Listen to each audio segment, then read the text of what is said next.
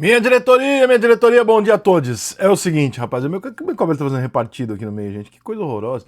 Mas enfim, o negócio é o seguinte, gente, continua repartido, não tá adiantando nada. Eu não vou parar esse vídeo, não, foda-se. É o seguinte, vocês estão vendo aí que tá tendo uma discussão entre os presidentes de clube e tal para mudanças do Campeonato Brasileiro em 2027, né? Que é um prazo ali dado de 2026 a gente joga igual e 2027 a gente muda algumas coisas. Parte dessas mudanças são de bastidor e outra parte é pública. A parte pública é em relação a gramado sintético, em relação a rebaixamento, né, em relação a algumas coisas técnicas do Campeonato Brasileiro, e a outra parte está acontecendo nos bastidores com uma união de alguns investidores, aí XP, BTG, etc., de alguns investidores do futebol, juntamente com outros interessados em formar uma liga, né, alguns presidentes, etc., para o futebol brasileiro se desvincular da CBF e cuidar da Liga do Campeonato Brasileiro e largar na mão da CBF só a seleção brasileira. Seria absolutamente fantástico, é uma coisa que nós já fizemos em 1986, mas na calada da noite mudaram de ideia, né? A CBF foi lá e garfou de volta e deu o título para o esporte lá inventado, e desculpe o torcedor do esporte, mas o título é do Flamengo. E a gente não levou isso adiante, né? O futebol brasileiro não teve capacidade de levar isso adiante, sucumbiu ali para as pressões políticas, etc. Vai ser um processo difícil, porque a CBF não quer perder esse poder e esse dinheiro, mas vai ser um processo inevitável em algum momento. Então eu não sei se vai acontecer dessa vez ou não, mas as ligas ali estão conversando entre elas, né? Aquele racha ridículo entre as ligas lá, União Forte, Liga Forte, caralho. Pataquada do cacete, ao invés de todo mundo fazer as coisas juntos. Estão começando a conversar para ver se consegue unificar e fazer alguma coisa junto com o direito de transmissão, valorizar o Campeonato Brasileiro como um todo, entender finalmente o óbvio, né, de que isso é um pacote, não existe nenhum valor agregado a um clube de futebol que não joga e, portanto, o importante é o campeonato, né? Acho que todas as grandes ligas do mundo já entenderam que o importante é o campeonato e não necessariamente um clube só, porque imagine o seu time de férias, o que você consome? Nada, você não compra nem a camisa. Então você joga um campeonato, né? Então se você não fomentar o campeonato, você não tem nada para fazer. Cara, resumidamente, em relação ao rebaixamento, estão negociando para ser 3 clubes. Eu acho que já 3 já é muito. Eu acho que desses 4 rebaixados atuais, eu acho que os 2 primeiros, né? Não o último e o penúltimo, mas os 2 primeiros rebaixados, eles deviam disputar com o terceiro e quarto da Série B um mata-mata. Como deveria haver mata-mata, na minha opinião, no final do Campeonato Brasileiro também.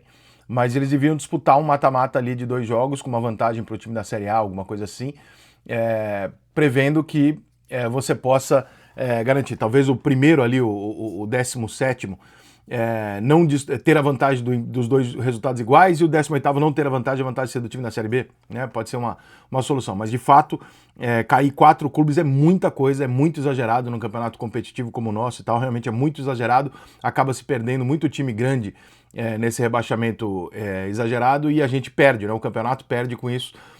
Com todo respeito, eu não tô aqui para ser político, vamos ser muito sinceros, o Mirassol ao campeonato não agrega nada, agrega apenas ao Mirassol, Novo Horizontino e tal. Ao campeonato, ao produto, ele não agrega nada, ele não causa impacto em ninguém. Quando você fala que teu time vai jogar com o Novo Horizontino, é um jogo pequeno, e por mais que ele jogue grande futebol, faça um ótimo trabalho, ele não agrega. Então, quanto mais times fortes você tiver, melhor. É assim que funciona a lógica. Aqui nos Estados Unidos eu vejo isso muito claramente, né? Aqui não tem nem rebaixamento, são ligas fixas. Tem uma série de defeitos com isso, mas eu acho que não ter rebaixamento também é ruim, mas você tem um padrão ali mantido pelo o que interessa ao público, né? Então o rebaixamento para mim ele é exagerado de 4 clubes, eles vão rever isso. A questão do gramado, eu acho que vão chegar a um consenso de que assim, ó, não pode ser o gramado nem do Botafogo nem do Palmeiras, mas pode ser o gramado do Corinthians, que é um gramado híbrido, que a maior parte dos jogadores fala, cara, não é igual, mas dá para jogar. O do Palmeiras, do Atlético Paranaense e do Botafogo, eu não sei agora se o Atlético Paranaense também chegou a alterar alguma coisa, eles são totalmente artificiais e realmente a maior parte dos jogadores reclama, e não adianta você comprar briga se a maior parte dos jogadores não gosta, inclusive do Palmeiras e do Botafogo, tá? Quando você pergunta pra eles em off, a maior parte deles diz que também prefere o gramado normal, claro que não vão falar isso, né, institucionalmente, mas é quase unânime entre os jogadores que todos os jogadores de futebol preferem o gramado normal e tem restrições ao gramado artificial. É uma vantagem para o time que joga no gramado artificial, porque ele treina naquela condição e ele se habitua muito mais fácil àquilo do que os outros. Mas não é esse o ponto. O ponto é em relação à contusão, o jogador não se sentir à vontade, etc. De modo que isso deve também chegar a alguma conclusão. Acho que não vão tirar, mas eu acho que eles vão estabelecer que, ó, pode ser o do Corinthians, tá? E a terceira coisa e mais importante, o número de estrangeiros. O número de estrangeiros hoje ele está limitado a 9 estrangeiros, se eu não me engano. E aí o Dorival deu uma sugestão lá, falou, gente, precisa limitar isso aí, porque, porra, o número de jogadores jovens brasileiros não estão tendo as oportunidades dos clubes que eles deveriam ter pelo excesso de estrangeiro. E tá muito barato para nós comprar jogador sul-americano e tal. Cara, essa é uma questão muito, muito, muito difícil. Por quê? Porque, por exemplo, a Inglaterra tem uma liga muito forte e uma seleção que não é forte. A Inglaterra tem uma seleção que não ganha nada e uma liga que é muito forte. Por quê? Porque ela consegue burlar essa questão dos estrangeiros e passa por cima e contrata todo mundo e que se foda. Se você for perguntar pro torcedor brasileiro, ele vai responder que, cara, ele prefere ter um campeonato muito forte e que se dane. Se o cara é estrangeiro, se não é, ele prefere ter um campeonato muito forte. E aí vai ser uma coisa meio difícil de explicar, porque assim, a seleção tem que ser uma prioridade de quem cuida, né? Ela tem que ser uma das prioridades de quem cuida. Mas o futebol ele é vendido em 90% do tempo para o torcedor de clube. E aí, cara, como negócio, é melhor você pensar no torcedor de clube. E aí, como negócio, é melhor você falar, ó, cara, se lançar menos jogador brasileiro por isso, se a gente for atrapalhar o nosso mercado de garotos, em compensação a gente for melhorar o nosso nível de futebol, de faturamento, etc., foda-se. E eu sou mais de entender nessa linha de que dane-se. Nós não temos a condição que tem a Europa, por exemplo, que quando ela botou o jogador extracomunitário, ela unificou a Europa inteira e permitiu que todos os jogadores bons do mundo jogassem na mesma liga e tivessem mais dinheiro. Isso destruiu o futebol, na minha opinião.